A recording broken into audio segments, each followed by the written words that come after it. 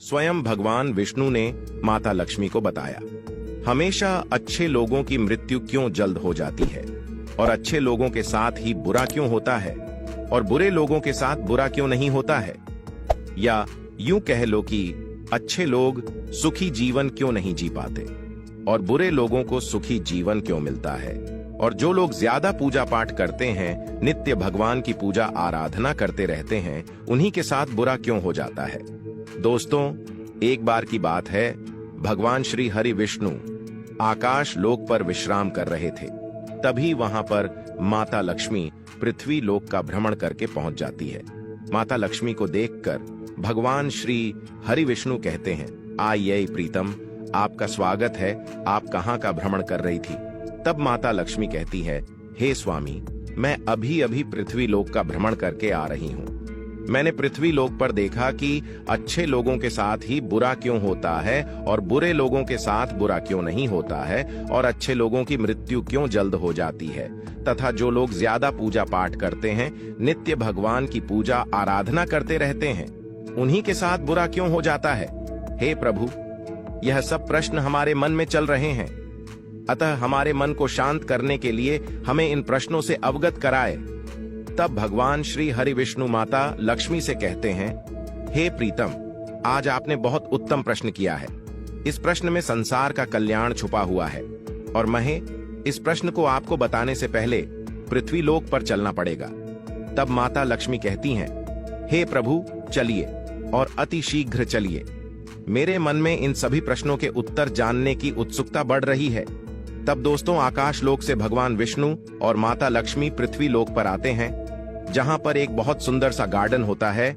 उस गार्डन में तरह तरह के सुगंधित फूल और तरह तरह के फलों के पौधे लगे होते हैं और उसी गार्डन में जाकर भगवान विष्णु और माता लक्ष्मी विश्राम करने लगते हैं।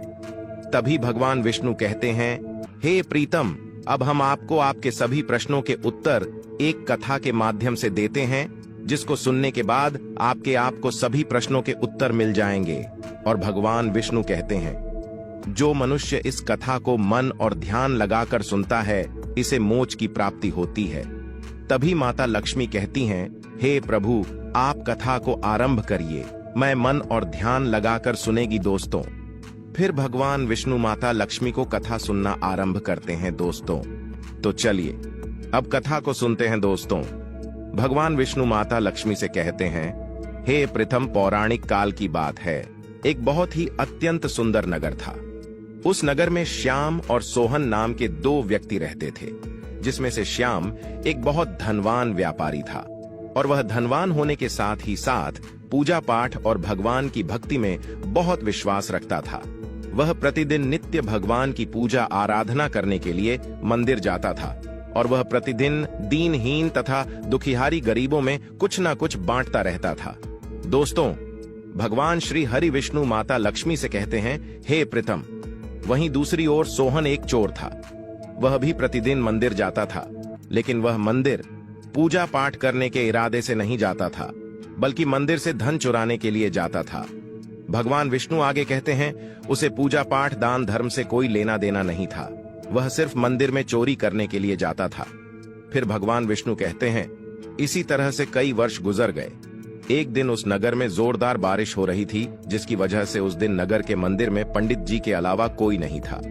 यह बात जब सोहन को पता चली तो उसके मन में ख्याल आया कि यही सही मौका है मंदिर के सारे धन को चुराने का। भगवान विष्णु कहते हैं कि वह उसी तेज बारिश में ही मंदिर में पहुंचकर सोहन ने पंडित जी से छुपकर मंदिर का सारा सोना, चांदी, गहने, जेवरात चुरा लिए और वह बड़ी ही प्रसन्नता से मंदिर से निकला। तभी उसी समय अचानक ही मंदिर में वह दान धर्म में विश्वास रखने वाला श्याम नाम का व्यापारी पहुंच जाता है और उसने मंदिर में पहुंचकर भगवान के दर्शन किए। भगवान विष्णु आगे कहते हैं, हे प्रथम, लेकिन दुर्भाग्यवश मंदिर के उस पुजारी ने उस व्यापारी को ही चोर समझ लिया और जोर जोर से शोर मचाने लगा।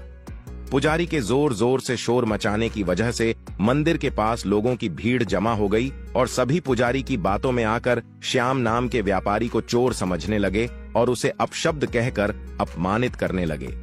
मित्रों, फिर भगवान विष्णु कहते हैं, यह देखकर श्याम बहुत ही आश्चर्यचकित हो गया और उसे समझ नहीं आ रहा था कि उसने ऐसा क्या कर दिया है और उसके साथ ऐसा क्यों हो रहा है। भगवान विष्णु माता लक्ष्मी से कहते हैं, फिर वह किसी तरह लोगों से अपनी जान बचाते हुए उस मंदिर के पास से निकला। लेकिन दुर्भाग्यवश जैसे ही वह मंदिर के पास से निकला, वैसे ही उसकी टक्कर एक गाड़ी से हो गई और वह बुरी तरह से घायल हो गया।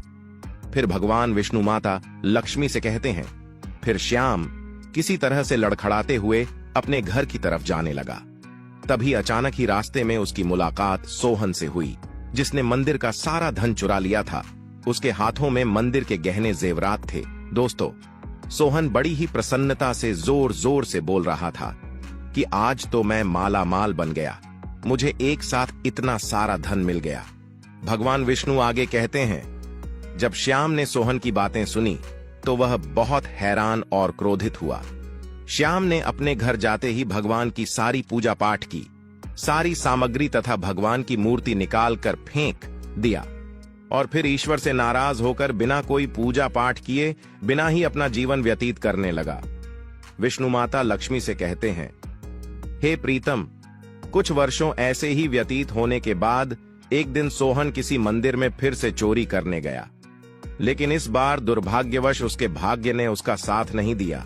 उसे उस मंदिर के पुजारी ने पकड़ लिया और जोर जोर से चिल्लाने लगा, कहने लगा, अरे कोई है, मंदिर से चोरी करके कोई जा रहा है, जो भी सुन रहा हो वह जल्दी आ जाए। सभी दोस्तों वहां पर गांव के काफी लोग इकट्ठे हो जाते हैं और उसे सोहन को बहुत मारते हैं, जिसकी वजह से उसे अंदरूनी चोट लग जाती है। तभी वह रास्ते से जाता रहता है और सामने से एक कार आती है, जिसके टक्कर होने से उसकी मृत्यु वहीं पर ही हो जाती है। दोस्तों, जब दोनों यमराज की सभा में पहुंचते हैं, तब श्याम ने अपने सामने सोहन को खड़ा देखा तो श्याम ने बड़े ही क्रोधित स्वर में यमराज से कहा कि मैंने तो अपने जीवन में हमेशा ही ईश्वर की पूजा, आराधना, दान, धर्म और अच्छे कर्म ही किए हैं, लेकिन मुझे सिर्फ दुख और अपमान के अलावा कुछ नहीं मिला। मुझे कभी भी जीवन का सुख नहीं मिला। लेकिन इसने ना तो कभी भी ईश्वर की पूजा आराधना की है और ना ही कभी किसी की जरूरतमंद की सहायता की है। इसके साथ हमेशा ही अच्छा हुआ है और इसे हमेशा सुख ही सुख मिला है। श्याम के ऐसा कहने पर यमराज ने श्याम को बताया कि पुत्र, तुम बहुत ही गलत सोच रहे हो। जिस दिन तुम्हारी टक्कर एक गाड़ी से हो गई थी, वास्तव में उस दिन तुम्हारे जीवन का आखिरी दिन था, लेकिन तुम्हारे किए गए अच्छे कर्मों के कारण ही तुम्हारी मृत्यु एक छोटी सी चोट में परिवर्तित हो गई। और अब मैं तुमको इस दुष्ट व्यक्ति सोहन के बारे में बताता हूं। यमराज कहते हैं, हे पुत्र, दरअसल इसके भाग्य में राजयोग था, लेकिन इसके दुष्कर्म और बुरे कर्म करने की वजह से इसका पूरा धन एक छोटी सी पोटली में बदल गया। फिर यमराज उसे लड़के से कहते हैं, हे पुत्र, कभी कभी अच्छे और सच्चे लोगों के साथ बुरा से बुरा हो जाता है और ईश्वर पूजा पाठ करने वाले लोगों की परीक्षा लेता है, क्योंकि ईश्वर उनको अपने साथ बांध कर रखना चाहता है। इसलिए ही अच्छे व्यक्ति हमेशा दुखी रहते हैं। दोस्तों, आगे भगवान विष्णु माता लक्ष्मी से कहते हैं, हे प्रथम, इस कथा सुनने के बाद आपको आपके प्रश्न का उत्तर अवश्य मिल गया होगा। फिर माता लक्ष्मी प्रसन्न होकर कहती, हे प्रभु, अब मुझे सब समझ में आ गया। आगे भगवान विष्णु कहते हैं कि लोगों का ऐसा सोचना बिल्कुल गलत है कि ईश्वर आपके अच्छे कर्मों को नहीं देख रहा है। यह कोई भी मनुष्य समझ नहीं पाता, लेकिन अगर कोई भी मनुष्य अच्छे कर्म करता है, लोगों की मदद करते हैं, तो उसके ऊपर सदैव हमारी कृपा बनी रहती है। तो दोस्तों, इस कथा से हमें यह सीख मिलती है कि लोगों कभी भी अपने कर्मों को बदलना नहीं चाहिए, क्योंकि आपको आपके कर्मों के हिसाब से ही कर्मों का फल इसी जीवन में मिलता है, लेकिन आपको इसका पता नहीं चल पाता है। इसलिए दोस्तों, हर मनुष्य को हमेशा अपने जीवन में अच्छे कर्म करते रहना चाहिए और फल की चिंता ईश्वर पर छोड़ देना चाहिए। दोस्तों, आशा करते हैं कि ये कथा आप लोगों को अच्छी लगी होगी।